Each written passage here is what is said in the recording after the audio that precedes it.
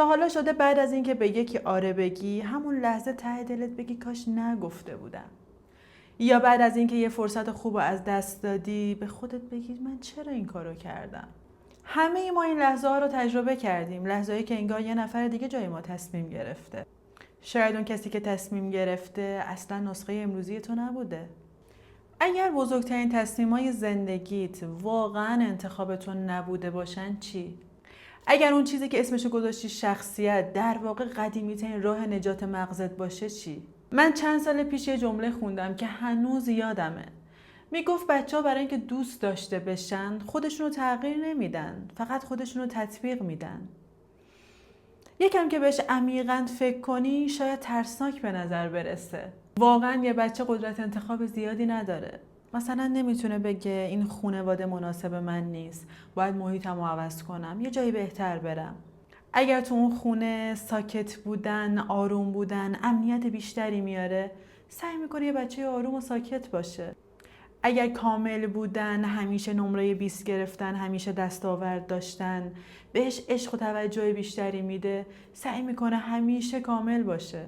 و اینجاست که یک اتفاق عجیب میفته. همون رفتاری که یک زمانی تو کودکی راه نجات تو بوده، باعث میشده که احساس امنیت بیشتری بکنی، الان سالها بعد تو بزرگسالی اینجوری خودشو نشون میده که برمیگردی میگی من اینجوریم، من کلا آدم آرومیم، من خیلی کم حرفم. فکر کن یه بچه هر بار که اشتباه میکرده سرزنش میشده، کم کم یاد میگیره که اشتباه کردن خطرناکه. وقتی بزرگ میشه قبل از شروع هر کاری 100 بار اون از زوایای مختلف چک میکنه. آدمای دور و برش هم برمیگردن میگن چقدر آدم دقیق و محتاطیه. شاید اون واقعا اینجوری نیست، فقط از اشتباه کردن میترسه. یا یه بچه‌ای که هر بار ناراحت میشده و گریه میکرده، بزرگترا برمیگشتن بهش میگفتن گریه نکن، تو دیگه بزرگ شدی، چقدر تو حساسی. به همین آدم سالها بعد برمیگردن میگن چقدر منطقیه، چه آدم محکمیه. ولی شاید اون آدم محکمی نیست، فقط خیلی حرفه‌ای شده تو قایم کردن احساساتش. اون بچه از روی آگاهی تصمیم نگرفته که احساساتش رو مخفی کنه، فقط مغزش به مرور زمان این الگو رو یاد گرفته که اگه احساساتش رو بروز نده، خودش رو کنترل بکنه، بیشتر در امانه. یا یه بچه دیگه هر بار که نمره 20 میگرفته تشویق میشده، کم کم این الگو توی مغزش شکل گرفته که ارزش من به عمل کردمه. تو بزرگسالی آدمای دور و برش برمیگردن بهش میگن تو چقدر پشتکار داری، چقدر اراده و انگیزه داری. ولی شاید هیچ کدوم از اینا نباشه. هنوز یه بچه کوچیک ته وجودشه که بهش میگه اگه کامل نباشی به اندازه کافی دوست داشتنی نیستی. دنیا ممکنه برای زخمای تو دست بزنه و تو باور بکنی اون زخما شخصیت تو هن. اینجا یه نکته جالبی وجود داره. علوم اعصاب و روانشناسی نشون میده مغز ما تو سالهای اول زندگی مدام در حال یاد گرفتنه.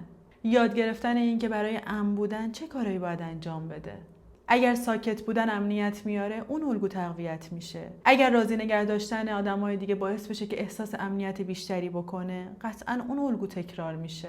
شاید الان خیلیاتون بعد از شنیدن این حرفا شروع بکنه به جنگیدن با گذشته‌تون، از خانواده‌تون عصبانی باشین، از دور و بریاتون ناراحت باشین. ولی حقیقتاً اون رفتارا یک روزی واقعاً ازت محافظت کردن. اگر اون بچه اون راه حل و اون الگو رو پیدا نمی‌کرد، تحمل کردن اون شرایط براش سخت بود. قرار نیست از اون بخش خودت متنفر باشی یا حذفش بکنی. فقط باید بفهمی قرار نیست تا آخر عمر همون راه حل‌های قدیمی زندگی امروز تو رو هدایت بکنن. احتمالاً الان برات این سوال پیش اومده که من اگر امروز اون بچه نیستم، چرا هنوز مثل اون تصمیم میگیرم؟ برای جواب این سوال باید یک آزمایش ذهنی انجام بدیم. صادقانه بخوام بگم برای من که اینطوری بوده، رسیدن به اون جواب اصلی ممکنه خیلی زمان ببره. وقتی اولین بار خودم انجامش دادم یه مدت طول کشید تا بخوام به جوابش فکر بکنم. فرض کن فردا صبح از خواب بیدار میشی و یه اتفاق عجیب افتاده. هیچ کس تو رو نمیشناسه. نه خانواده‌ات، نه دوستات، نه همکارات، هیچ کس. لازم نیست ثابت بکنی آدم موفقی هستی، لازم نیست ثابت بکنی چقدر قوی، چقدر مهربونی، لازم نیست به کسی ثابت بکنی که هیچ وقت اشتباه نمی کنی. اون روز اولین تصمیمی که برای زندگیت میگیری چیه؟ عجله نکن، واقعا بهش فکر کن. چون خیلی وقتا اولین جوابی که به ذهنمون میرسه جواب خودمون نیست. جواب همون نقشیه که سالها تمرینش کردیم، مغز بهش عادت کرده. به نظر من یکی از غمگین ترین اتفاقایی که ممکنه تو زندگیت بیفته اینه که یه نقش رو سالها انقدر خوب بازی بکنی، انقدر غرقش بشی که خودت هم دیگه باورت بشه تو همونی. مثلا شاید همیشه اولین کسی هستی که معذرت خواهی میکنه، حتی وقتی قبل از اینکه مطمئن بشه اشتباه از تو بوده. از بیرون این رفتار خیلی قشنگه، همه میگن چه آدم متواضعی، چقدر مهربونه. ولی یه سوال، اگر از ناراحت شدن بقیه نمیترسیدی، بازم اون آدمی بودی که اول از همه معذرت خواهی میکنه؟ میبینی رفتار یکیه اما دلیلش میتونه متفاوت باشه. یا شاید جز اون آدمایی هستی که وقتی ازت یکی چیزی میخواد، درخواستی میکنه، نمیتونی نه بگی. حتی وقتی خودت خسته‌ای، کلی کار داری، وقت نداری، انرژی نداری، بعد شب که میشه از خودت ناراحتی، از خودت عصبانی، میگی چرا باز خودم رو فراموش کردم. اینجاست که باید از خودت بپرسی من واقعا آدم فداکاریم یا میترسم به آدم ها نه بگم؟ چون فقط یه جایی از زندگیم نگفتن امن نبوده، به ضررم تموم شده. بذار یه مثال دیگه بزنم. شاید تو هم جز اون دسته آدمایی هستی که همیشه هدفهای جدید برای خود تعیین میکنی، همیشه کار داری، سرت شلوغه، داری یه کارایی انجام میدی، همه میگن دمت گرم، چقدر بلند پروازی، چقدر اراده داری، چقدر فعالی. ولی یه سوال، اگر همین الان اون اندازه‌ای که باید احساس ارزشمندی میکردی، بازم اینقدر عجله میکردی؟ یا شاید بخشی از این دویدن‌ها برای فرار کردنه، نه برای رسیدن. گاهی ما فقط به سمت رویاهامون نمیدویم، فقط داریم از یک ترس قدیمی فرار میکنیم. یه ویژگی جالب مغز اینه که عاشق چیزای آشناست، نه لزوماً چون بهترن، فقط برای اینکه قابل پیش بینی ان. وقتی یه رفتار باعث شده بارها احساس امنیت بیشتری داشته باشی، خب اون مغز اون رفتار برای تو نگه میداره. واسه همینه که بعضی وقتا آدم‌ها حتی از رابطه‌ای که داره آزارشون میده، داره نابودشون میکنه، ولی خارج نمیشن. نه چون خوشحالن یا تحمل بالایی دارن، فقط اون درد براشون آشناست. و جدا شدن از اون رابطه و اون حس ناشناخته‌ای که قراره بعد از جدا شدن تجربه بکنن، براشون وحشتناکه. و مغز ما خیلی وقتا شناخته ها رو به ناشناخته ها ترجیح میده. بعضی از رفتارهای ما درسته یه روز نجاتمون دادن، از ما محافظت کردن، باعث شدن که ما احساس امنیت بکنیم، ولی همونا امروز دارن محدودمون میکنن. و خب رسیدیم به مهمترین سوال این ویدیو. از کجا بفهمم این تصمیمی که الان دارم میگیرم از روی ترسه یا از روی خود واقعیمه؟ چیزی که خیلی از ما یاد گرفتیم اینه که همیشه از خودمون میپرسیم درست‌ترین تصمیم چیه؟ ولی شاید بهتر باشه از این به بعد بپرسیم کی داره این تصمیم رو میگیره؟ همین یه سوال میتونه مسیر زندگی تو عوض بکنه. فرض کن یکی ازت یه درخواستی میکنه، قبل از اینکه حتی بهش فکر بکنی میگی اوکی باشه انجامش میدم. بعد وقتی تنها میشی یه حس سنگینی میاد سراغت، انگار که دوباره خودتو جا گذاشتی. قبل از اینکه از خودت بپرسی چرا قبول کردم، اینو از خودت بپرس، اون لحظه چه کسی از نگفتن میترسید؟ چون شاید ترس از ناراحت شدن اون نبود، ترس از دست دادن عشق بود، چیزی که سالها قبل خوب یادش گرفتی. فرض کن یه فرصت جدید سر راهت قرار گرفته، دوست داری امتحانش بکنی ولی یه چیزی ته ذهنت بهت میگه که شکست بخوری چی؟ بیشتر ما فکر میکنیم مشکل ترس از شکسته، اما شاید نه، مغزت داره یه چیزی رو یادآوری میکنه. شاید یه زمانی تو گذشته به خاطر شکستایی که خوردی بدجوری تحقیر شدی و الان بدون اینکه حتی متوجهش باشی داری به اتفاق 10 سال پیش جواب میدی، نه موقعیت امروزت. گاهی ما به آدمای امروز واکنش نشون نمیدیم، به خاطر آدمای دیروز واکنش نشون میدیم.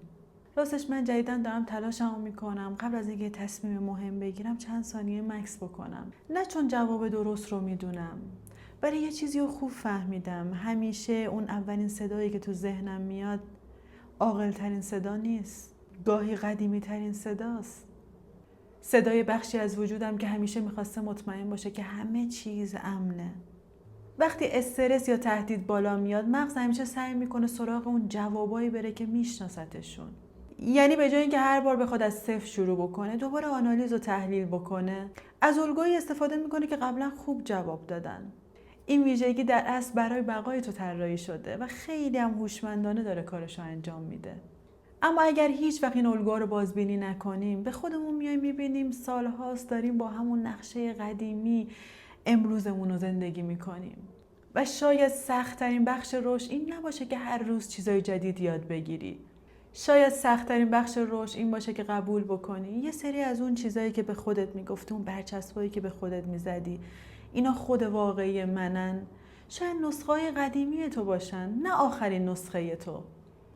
از چند ماه پیش 3 سوال وارد زندگی من شد و هر بار که این 3 سوال از خودم میپرسم احساس آزادی بیشتری میکنم. سوال اول، اگر لازم نبود چیزی رو به کسی ثابت بکنم، بازم همین انتخابو میکردم؟ یا اگر مطمئن بودم قرار نیست کسی ترکم بکنه، بازم همین رفتارا رو داشتم؟ و سوال سوم که از همه سخت‌تره اینه که اگر همین الان به اندازه کافی احساس ارزشمندی میکردم، بازم همینقدر به خودم سخت میگرفتم؟